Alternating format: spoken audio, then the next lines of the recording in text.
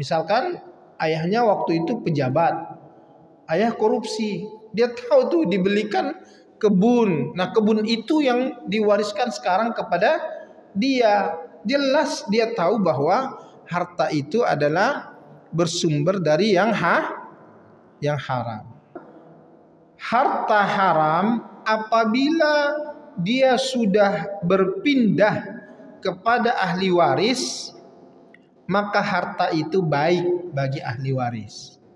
Tetapi dosa akan tetap menjadi tanggungan bagi yang mewariskan. Kalau dari segi status harta yang haram tidak akan berubah karena pelakunya telah meninggal dunia.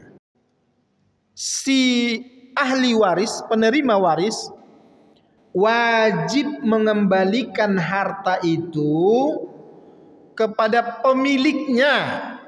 Jika tidak diketahui pemiliknya, maka harta ini menjadi harta sosial yang disedekahkan kepada fakir miskin atau disalurkan melalui lembaga filantropi Islam seperti lembaga zakat, wakaf dan lain sebagainya.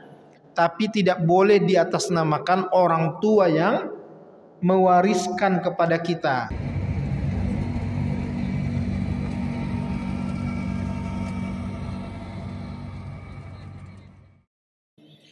Kaum muslimin, ayah dan bunda sekalian yang dirahmati Allah, hari ini kita melanjutkan kajiannya kepada bagaimana sih status kepemilikan terhadap harta yang haram. Dalam pembahasan ini kita akan membahas beberapa tema turunannya. Yang pertama, milkiyatul mal al-haram bi tariqil miras. Memiliki harta yang harta itu haram tapi kita dapatkan melalui jalur waris dari orang tua kita. Ya, itu yang pertama. Yang kedua, milkiyatul mal al-maqbud bil aqdil batil wal aqdil fasid. Memiliki harta yang haram karena didapatkan dengan atau melalui akad yang rusak ataupun akad yang batil yang tidak dibolehkan dalam syariat Islam. Kemudian ada juga milkiyatul mal al-haram bi aqdin ya'taqidul qabid hillah. Memiliki harta yang sesungguhnya harta itu adalah harta haram, tapi si pemilik menganggap bahwa itu harta halal. Kemudian yang keempat, milkiyatul mal al-haram al-maqbud fil kufri qabla al-islam. Memiliki harta yang harta itu adalah harta haram tapi sudah dimiliki pada saat dia masuk Islam, sebelum masuk Islam. Misalkan tadinya dia kafir, kemudian dia masuk Islam. Pada saat dia kafir, itu banyak harta yang dia dapatkan melalui usaha. Misalkan dalam Islam kan diharamkan ternak babi, jual beli terhadap babi misalkan. Bukan hanya konsumsinya yang diharamkan, tapi juga memperjualbelikan, mengambil hasil jualannya itu juga haram. Nah, dulu usahanya itu waktu dia sebelum masuk Islam. Nah, sekarang dia masuk Islam, harta itu dia bawa dan itu adalah harta milik dia. Bagaimana status harta ini setelah dia masuk Islam? Kemudian yang berikutnya milkiyatul mal al-multaqat, yaitu memiliki harta yang ditemukan, harta temuan. Kemudian nanti ada milkiyatul mal al-haram al-muktasab an tariqil fawaid ar-ribawiyah, memiliki harta haram yang didapatkan melalui jalur bunga-bunga atau hasil-hasil dari transaksi-transaksi ribawi. Dan yang terakhir nanti 7 bab nih berarti. Milkiyatul mal al-haram bi'uzril jahli, yaitu memiliki harta yang statusnya haram karena dulunya masih bodoh. Maksudnya dulu dia nggak tahu kalau cara mendapatkan harta dengan cara usaha dia itu sebenarnya adalah haram. Dia nggak tahu. Setelah dia ngaji, ikut belajar muamalah, berguru dengan ustadz-ustadz, dia dapati ilmu bahwa ternyata dulu cara dia mendapatkan harta atau usahanya, bisnisnya itu adalah cara yang diharamkan di dalam Islam. Baru dia sadari. Nah, itu berarti hartanya dulu dia dapati pada saat dia masih tidak tahu tentang ilmu itu. Tapi sekarang dia sudah tahu. Harta itu masih kebawa sampai sekarang. Bagaimana statusnya? Status memiliki harta tersebut, itulah yang akan kita kaji nantinya. Ayah dan bunda, saudaraku sekalian yang dirahmati Allah, kita masuk kepada yang pertama, milkiyatul mal al-haram bi tariqil miras. Memiliki harta yang statusnya haram dengan melalui jalur waris. Ikhtalafal ulama fi milkiyatil mal al-haram idza kana al-waris ya'lam anna murisahu qad iktasaba hadzal mal al-haram bi tariqil haram. Ulama berbeda pendapat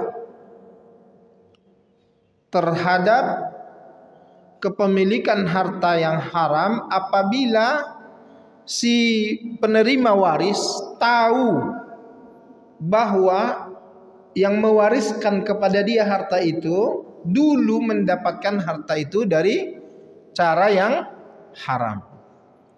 Kalau dia tidak tahu, itu perkaranya selesai tuh. Ya, kita menerima waris dari orang tua, katakanlah yang sudah meninggal dunia. Kita nggak tahu tuh asal usul harta itu dari halal atau haram. Selesai tuh, halal bagi kita, mutlak halal bagi si penerima waris. Sekarang masalahnya adalah dia tahu bahwa harta itu dulu ayahnya dapatkan dengan cara yang haram. Misalkan ayahnya waktu itu pejabat, ayah korupsi, dia tahu tuh dibelikan kebun. Nah, kebun itu yang diwariskan sekarang kepada dia. Jelas dia tahu bahwa harta itu adalah bersumber dari yang haram. Korupsi masih sepakat haram kan? Hah? Sepakat kan? Kalau ulama sepakat sampai akhir zaman yang namanya korupsi itu haram. Tidak disebutkan oleh Nabi berapa dosanya korupsi itu, tapi langsung vonis di neraka. Ar-rashi wal murtashi kilahuma finnar. Yang nyogok maupun yang disogok, dua-duanya di neraka. Jadi itu langsung vonis tuh, nggak disebutkan tuh dosanya berapa. Jadi yang kita bahas ini adalah ahli waris yang tahu bahwa harta itu dulu didapatkan dari atau dengan cara yang haram. Dalam hal ini ulama berbeda pendapat. In qasamal ulama fi hadhil mas'alah ila fariqain. Ulama dalam hal ini terbagi kepada dua kelompok.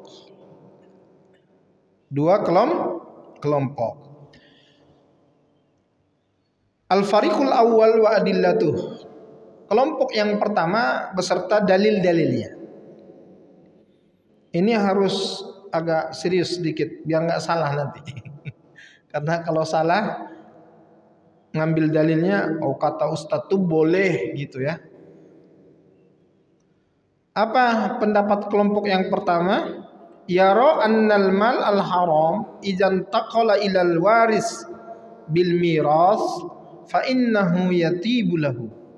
Kelompok yang pertama ini mengatakan bahwa harta haram apabila dia sudah berpindah kepada ahli waris, maka harta itu baik bagi ahli waris.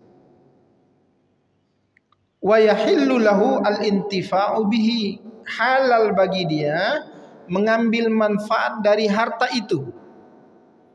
Qalilan kana am katsiran, apakah sedikit ataupun banyak. Wa yakunul ismu waqi'an 'alal muris alladzi iktasaba hadzal mal min masdari haram. Tetapi dosa akan tetap menjadi tanggungan bagi yang mewariskan. Ya, dosa akan tetap ditanggung oleh yang mewariskan. Yang mewariskan tadi siapa? Orang tua. Yang dia pelaku harta itu didapatkan melalui jalan yang haram. Nah, itu. Ingat ya, yang pertama tadi kesimpulannya sebenarnya boleh gitu.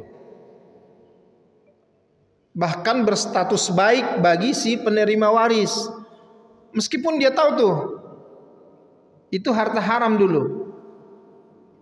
Tetapi dosa atas harta itu diambil dari harta yang haram, dari jalan yang haram, akan selamanya ditanggung oleh yang mewariskan, orang tua.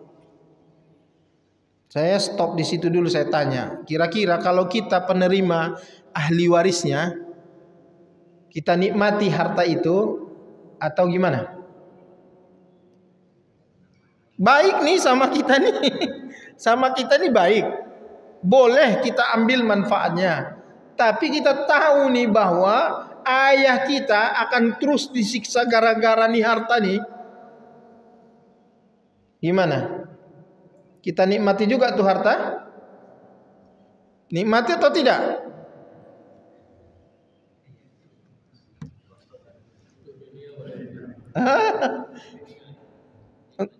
Untuk dunia.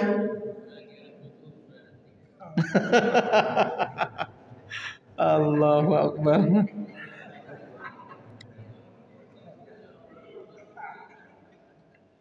Oke. Ammal waris fala isma alai. Kelompok pertama ini mengatakan si penerima waris itu enggak dosa buat dia. Wa qad zahaba ila hadzal qaul ta'ifatun min ahlil ilmi. Yang berpendapat seperti ini banyak ulama. Nah, ini kan kita ngaji nih. Ngaji ya. Siapa diantaranya? Kal Hasan Al-Basri, seperti imam besar Hasan Basri. Wa Zuhri, Imam Az-Zuhri. Wa Sufyan As-Sauri, Sufyan As-Sauri. Kemudian Sahnun minal Malikiyah, dan juga Syekh Sahnun dari mazhab Malikiyah. Wa huwa qaulun fi mazhabil Hanafiyah, dan juga sebagian di antara ulama-ulama Hanafiyah. Wa qad istadalla hadzal fariq lima zahabu ilaihi bil adillah at-taliyah. Ini kelompok yang membolehkan ini, yang mengatakan boleh baik bagi si penerima waris itu mengambil dalil. Di antara dalilnya adalah dalil yang pertama,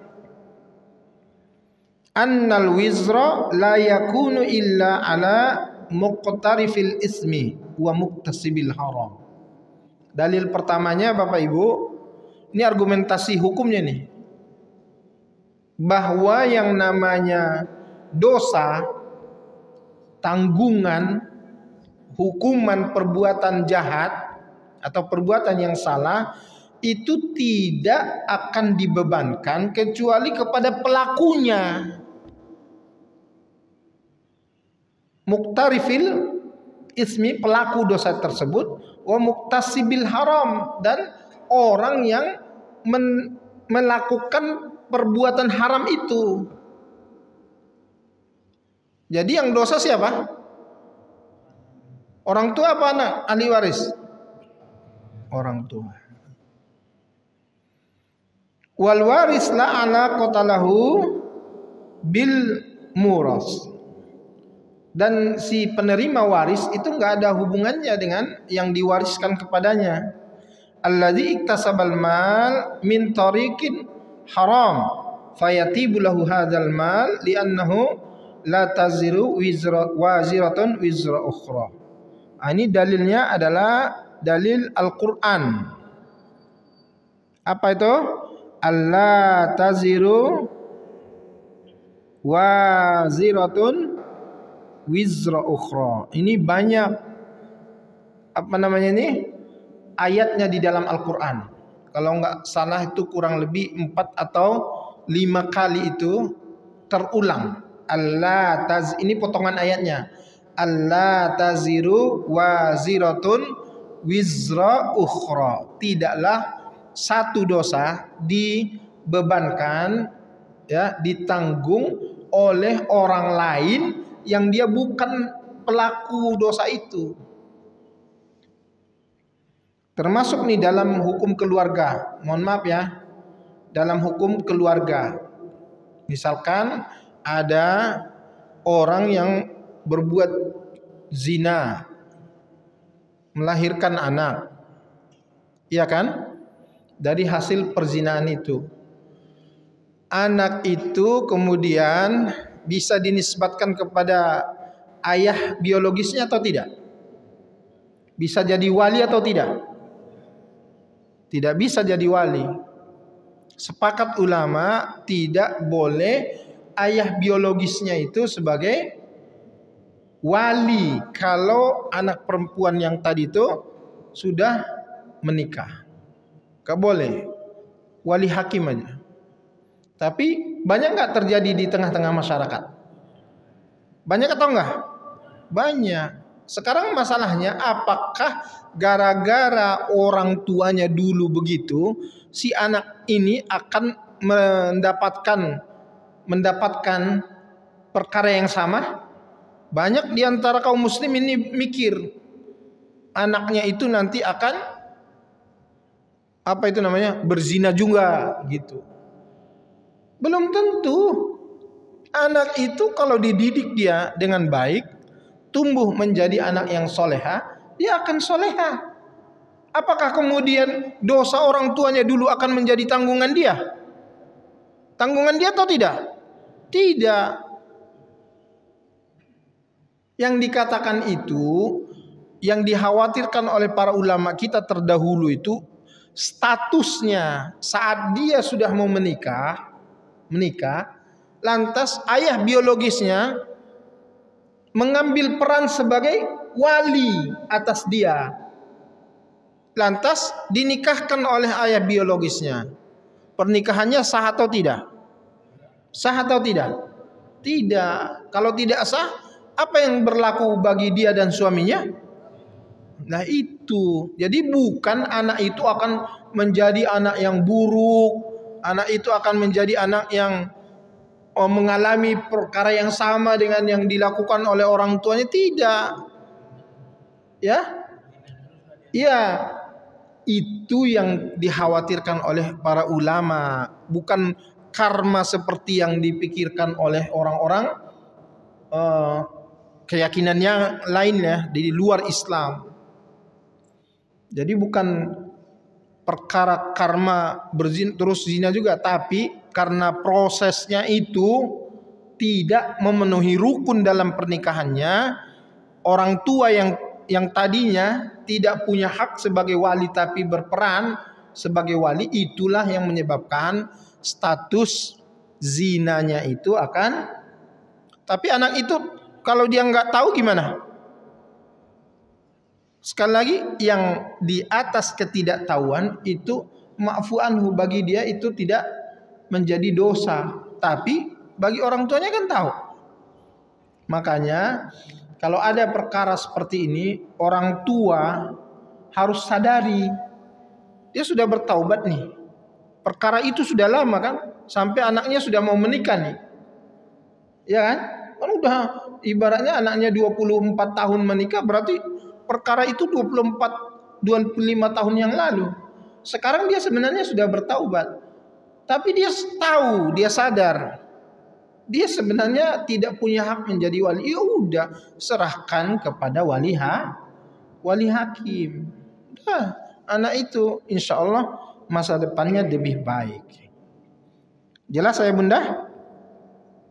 Jadi golongan yang pertama ini berdalil itu kepada Al-Quran. Nggak main-main juga dalilnya. Bukan memboleh-bolehkan aja. Dalilnya tadi apa? Allah taziru waziratun wizra ukhra. Tidaklah seseorang dibebankan dosa atas dosa orang lain yang melakukan. Tidak. Itu yang pertama.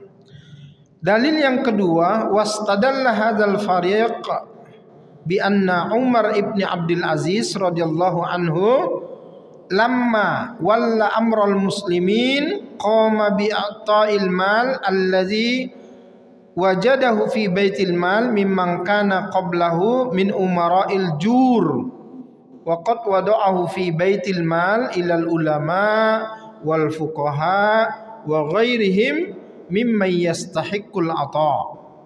Nah, dalil yang kedua ini dalil fi'liyah dari orang ini khalifah terdahulu.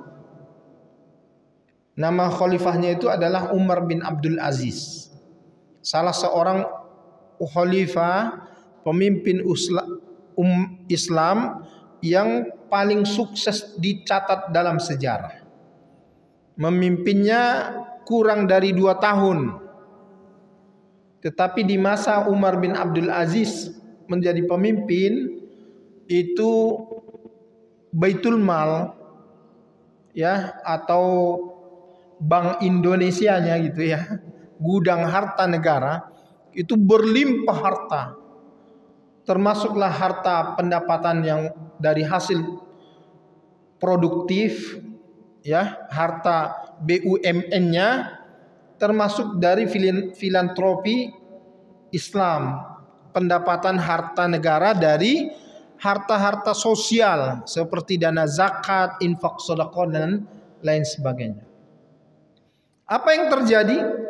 Dia hanya memimpin 2 tahun, tetapi di masanya saat ada pembagian hak harta zakat dibagikan kepada umat, itu rumah-rumah warganya diketuk tuh. Assalamualaikum. Dari mana? Dari Basnas. Mau ngapa? Mau bagi hak zakat buat Anda sekeluarga. Yang di rumah bilang, kamu salah alamat. Itu harta kami. Kami yang bayar zakat di situ katanya. Jadi nolak. Nah, sampai begitulah terjadi, dicatat oleh sejarah kesuksesan kepemimpinan yang namanya Khalifah Umar bin Abdul Aziz. Coba kita bayangkan tuh. Kalau rumah bapak sekarang diketuk, Pak, Assalamualaikum. Ini ada. ya. Ada lagi enggak? Gitu kan. Ada lagi. Padahal kita bukan mustahik, tapi kita malah bilang masih ada enggak? Nah, itu di zaman itu nolak orang. Bukan nolak karena dia pasrah dengan kemiskinannya. Karena itu tadi, saya yang bayar zakat di situ, ngapain kamu datang sini katanya. Nah, itu terjadi di zaman Umar bin Abdul Aziz. Secara keturunan Umar bin Abdul Aziz ini cucunya Umar bin Khattab radhiyallahu taala anhu. Yang orang tuanya itu dari jalur orang biasa, gadis miskin yang orang tuanya itu penjual susu. Yang di zaman Umar bin Abdul Aziz itu banyak pelaku usaha di pasar tuh curang. Ya, jualan susu bilangnya original tetapi sudah dicampurin harganya ya campur air, kemudian harganya dibuat murah. Maka persaingan di pasar tuh ketat, murah-murahan.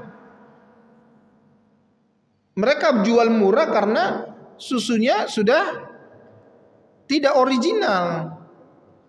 Nah, satu ketika ibunya itu ya di rumah tidak tahan lagi.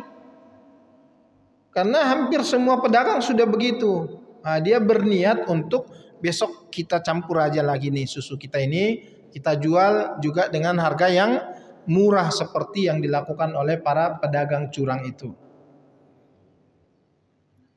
Tapi ngomongnya masih tetap susu original. Itu perkara dialog antara ibu dengan putrinya. Putrinya bilang, jangan mak. Tapi maknya bilang tetap, gak apa-apa. Umar gak akan tahu kan, kata dia gitu. Waktu itu Umar tuh khalifahnya. Umar kan termasuk yang paling keras menentang segala perbuatan mungkar dan maksiat. Bahkan kalau inspeksi itu udah pada takut tuh, ini bahaya ini gitu. Tapi kemudian si ibu tetap kekeh, nggak apa-apa. Umar pun nggak tahu tuh. Kata putrinya, Umar nggak tahu, tapi Tuhannya Umar tuh tahu apa yang mak buat. Nah itu kena kan ibunya kan? Kena nggak? Umar tuh betul mak, nggak tahu dia tuh apa yang mak buat tuh, tak tahu Umar tuh. Tapi Tuhannya Umar itu maha tahu terhadap apa yang mak buat. Akhirnya maknya terpukul, menangis, dan dia ikuti saran putrinya. Dialog ini didengarkan oleh Umar. Setelah peristiwa itu, tanpa dia beritahu kepada keluarga ini, Umar mencari salah satu di antara keturunannya itu untuk menikah dengan putri itu. Nah, hasil pernikahan itulah salah satunya itu adalah Umar bin Abdul Aziz. Jadi di masa Umar bin Abdul Aziz memimpin, sebelum dia ini memimpin tuh pemimpinnya itu pemimpin zalim. Bukan saya yang bilang, tapi di sini disebutkan oleh para ulama, ya. Wa wajhud dilalah mimman fa'ala Umar bin Abdul Aziz annal isma law sabata yasbatu fi zimmatiz zalim lima jaza lahu ay yadfa'ahu ila ghairi ahlihi mimman akhadha minhum zulman fayuqasu alaihi al-mal al-mawrus fa innal isma al-akhdhu yasbutu fi zimmatil muris fayahillu lil waris ay ya'khudha al-mal al-haram mirasan. Jadi ini di sini dikisahkan bahwa sebelum sebelum Umar bin Abdul Aziz menjadi khalifah, itu pemimpinnya itu, khalifahnya itu khalifah yang zalim. Di sini disebutkan tadi tuh, walla amrul muslimina qama bi'ta'il ladzi wajadahu fi baitil mal mimman kana qablahu. Kan dia kuasai harta negara itu, warisan dari orang sebelum dia. Min umara'il jur, yang diantara mereka itu adalah pemimpin-pemimpin jahat. Sebelum Umar bin Abdul Aziz itu ada diantara khalifah itu sebenarnya khalifah yang jahat.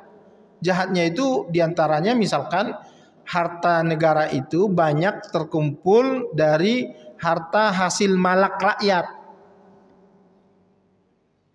Hasil malak rakyat. Dan itu tergabung di harta negara di gudang itu. Begitu Umar bin Abdul Aziz sebagai pemimpin khalifah, kan dia yang menguasai ini. Pada saat dia menguasai ini, Dia perlakukan nih harta sebagai pendapatan sah negara dan dia bagi-bagi peruntukannya sesuai dengan peruntukan yang seharusnya dikeluarkan oleh negara. Mimma yastahiquhu, diserahkan kepada orang-orang yang berhak terhadap harta tersebut, bukan dia kuasai untuk dirinya, tidak. Artinya ini menjadi kias, analogi, boleh seorang menerima harta waris yang harta itu sekalipun haram, ya, tidak menjadi dosa buat dia. Tetapi ingat nih, karena ini harta waris, orang tua kita sebagai pelaku dosanya yang dulu mengambil harta ini dengan cara yang haram akan selamanya mendapatkan dosa atas perbuatan yang dulu dia lakukan itu, mendapatkan harta dengan cara yang diharamkan itu. Ayah dan bunda saudaraku sekalian yang dirahmati oleh Allah Subhanahu wa taala, kemudian yang terakhir dalilnya dalil qiyas. Kita masuk yang kedua, kelompok yang kedua, al-fariqus tsani wa adillatuhu wa hum al-jumhur minal Hanafiyah wal Malikiyah wasy-Syafi'iyah wal Hanabilah. Ini kelompok yang kedua ini terkumpul kebanyakan ulama. Kalau tadi kan ulama-ulama, banyak juga ulama, tapi kebanyakan ulama itu ngambil pendapat yang kedua ini. Kalau dia jumhur itu berarti kalau kita mau ambil pilihan di antara dua pendapat, ada yang jumhur, ada yang pendapat sebagian ulama. Maka pilihan kita itu yang mana? Jumhur. Jumhur itu kebanyakan, ya. Apa kata mereka? Haitsu zahabu ila annal mauta la yatibul mal al haram. Mereka berpendapat bahwa yang namanya kematian itu tidak akan merubah status harta haram. Kalau hartanya itu memang harta haram, meskipun pelakunya itu sudah meninggal dunia, bukan berarti harta ini begitu turun ke orang, dia berstatus harta halal. Status hartanya tetap harta haram.